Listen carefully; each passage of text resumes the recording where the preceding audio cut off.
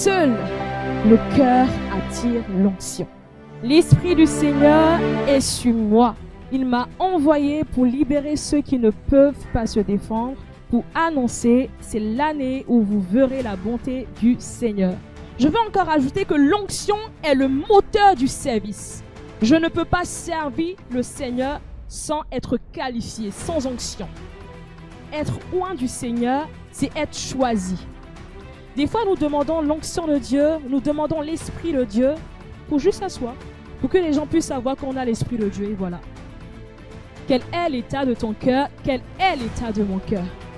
David n'a pas été oint pour le peuple, premièrement, mais pour Dieu lui-même.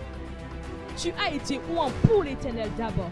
Qu'est-ce que l'Éternel a dit? Je lui ai dit, je te dirai qui tu dois oindre. Mais Samuel ici, lorsqu'il entrait, il se dit, Dieu a vu David, le plus jeune, l'oublier. Heureusement que c'est le Seigneur qui regarde au cœur.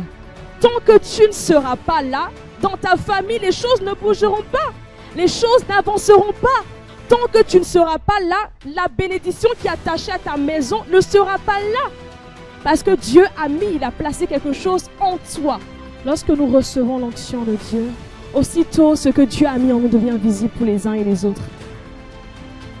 Lorsque David a reçu l'onction, ce n'est pas David qui va dire « moi je suis », c'est les autres qui verront.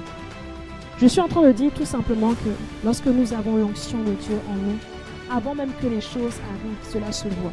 Parce que l'onction a un poids. L'onction, comme je disais, c'est une question de cœur. Mais la parole déclare que Dieu s'est choisi un cœur. La parole déclare que la moisson est grande, mais il y a peu d'ouvriers. Est-ce que tu sais pourquoi? Parce qu'il n'y a pas de cœur disponible, réel. Dieu regarde à un cœur disponible, qui le cherche, qui le désire, obéissant. Comme Pierre a dit, sur ta parole, je jetterai mon filet. Dans notre cœur ce soir, est-ce qu'il y a encore des choses qui nous séparent de Dieu? J'aimerais véritablement que nous puissions voir combien l'onction de Dieu est importante dans la vie de chaque enfant de Dieu. Je ne peux pas adorer, me tenir ici tous les dimanches et les mardis sans onction. Ce que l'homme voit, c'est pas ce que Dieu voit en toi. Il voit plus loin, plus grand. Pourquoi voulons-nous l'Esprit de Dieu?